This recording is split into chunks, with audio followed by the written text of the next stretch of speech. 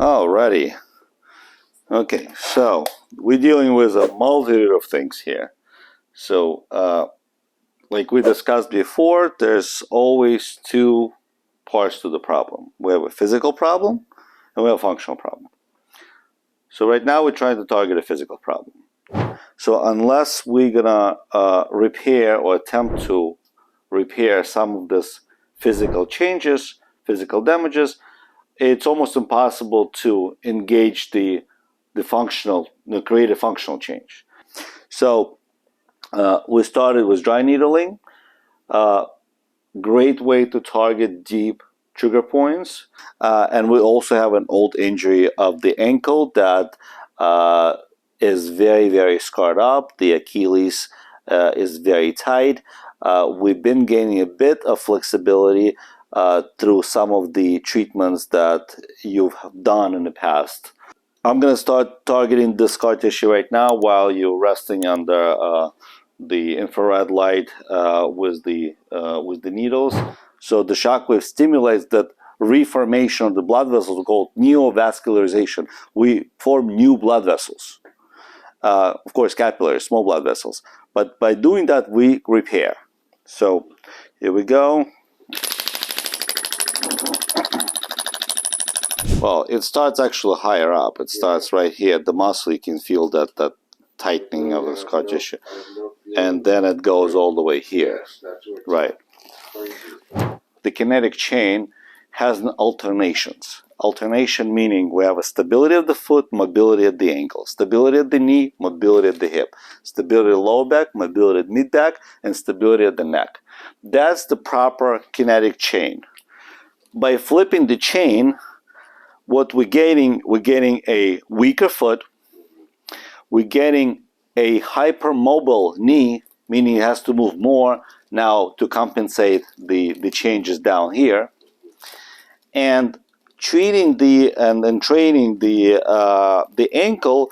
Often people just doing stretches, stretch with the slightly bent knee.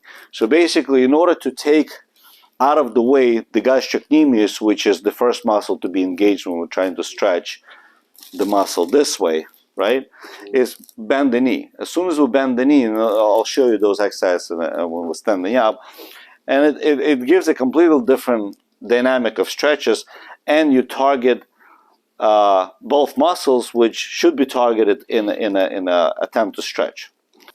But you can see how I can trace it much deeper here, the problem. And the goal, to me, the goal of manual therapy is not to just reduce the spasm and bring the blood flow to the tissue, but create as much breakage and regeneration as possible. So right now, you're noticing I'm keep on targeting the same area. Well, I found a big spasm, the trigger point, and a scar tissue underneath. So the goal is right now, I'm going to break that scar tissue, and then I'm going to re-educate the muscle. I'm going to put it through certain movement patterns and create a little distension of that muscle to teach the muscle a new levels of expansion and contraction. Okay, just keep your foot this way. When I tell you go, you're going to bring your foot this way as much as you can, okay? By yourself.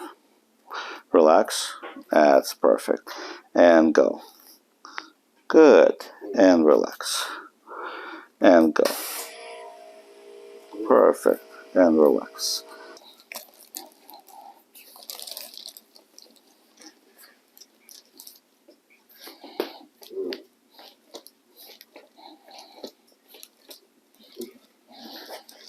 Perfect.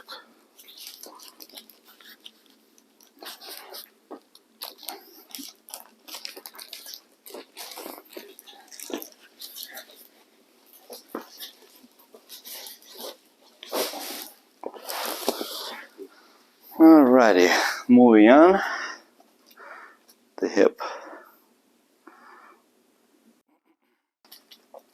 We're going to do some shockwave first. I'm going to ask you to rotate. That's it, perfect.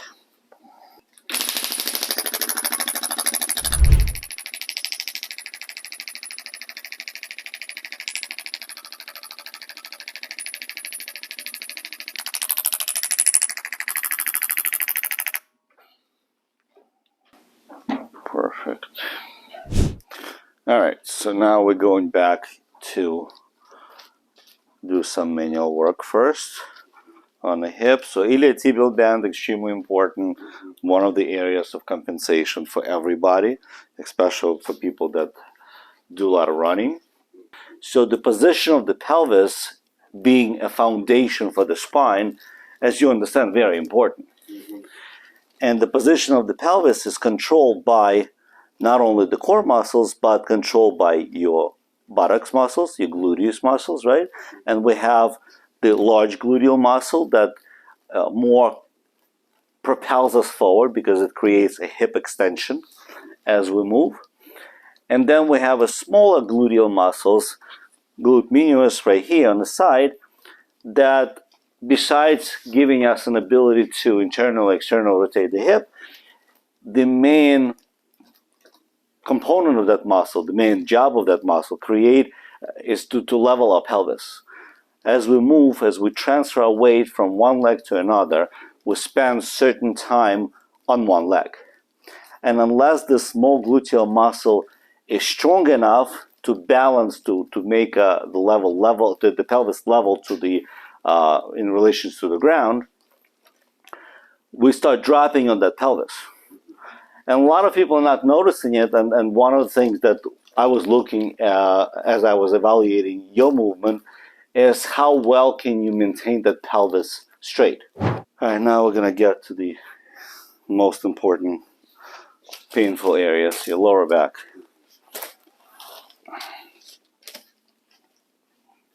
This area has been compensating many of the issues for years, and this area is very overprotected by this long paraspinal muscles and some of the oblique muscles like quadratus lumborum right in here.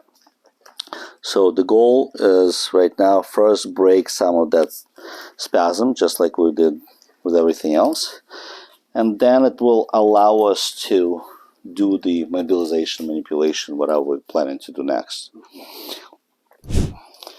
So just cracking your spine right now and not dealing with all this tight musculature and ligaments and soft tissue restrictions, you're just going to regain that subluxation, regain that fixation in a matter of hours. Vice versa, if we're not mobilizing the spine, restoring the movement, the muscle just goes back into spasm.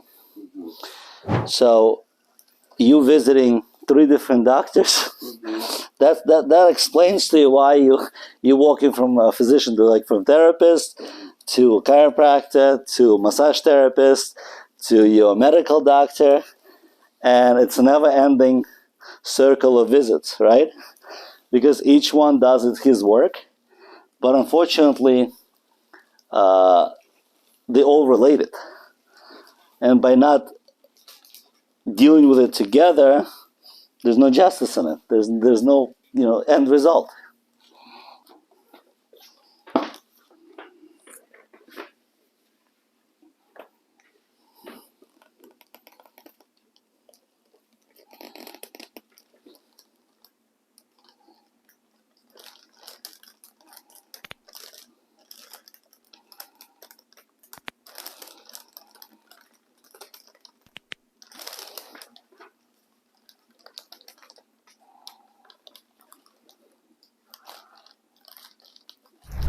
So one of the things that we like to address immediately with pretty much anybody is postural changes, but specifically mobilization of this mid-back vertebrae and engagement of the muscles that create stability here.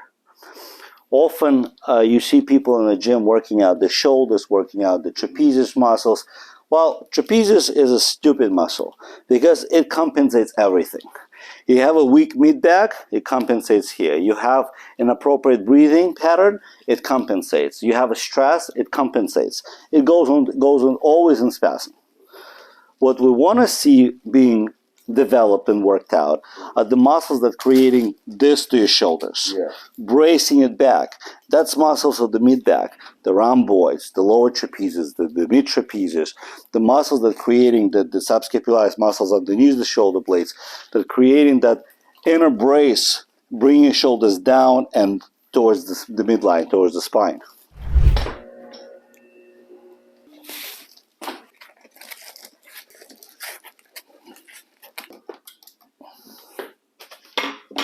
Healthiest approach to a spine, and when we can slightly separate the vertebrae from each other, and then put them through the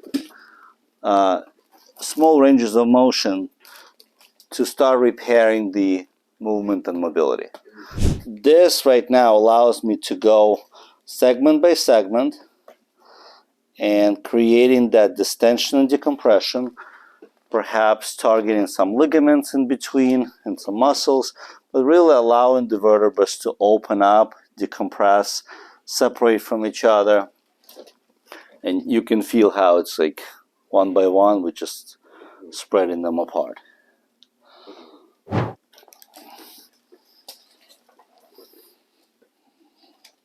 Okay, just relax a little bit. Take a deep breath in for me. Breathe all the way out. Good. Perfect.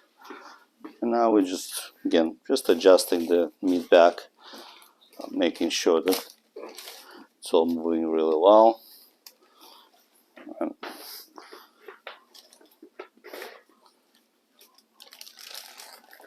just relax. Perfect. And just relax. Excellent.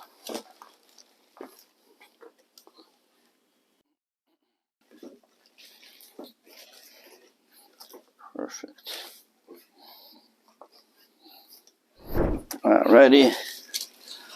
And just going to check the movement of the hips, making sure it's all moving well. And here too. Just relax a little more. Good.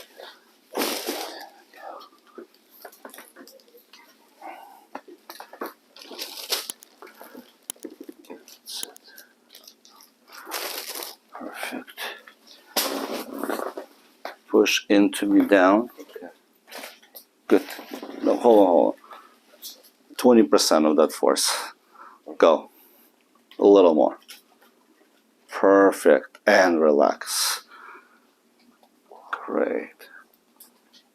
That's your deep piriformis muscle. Push into me again.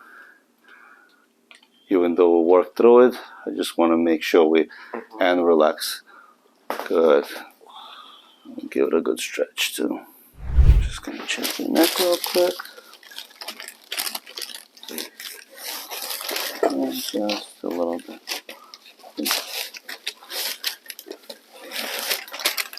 Just relax here. That's the one.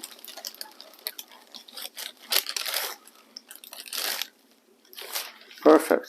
Okay. Awesome. Now we're going into exercise. Up.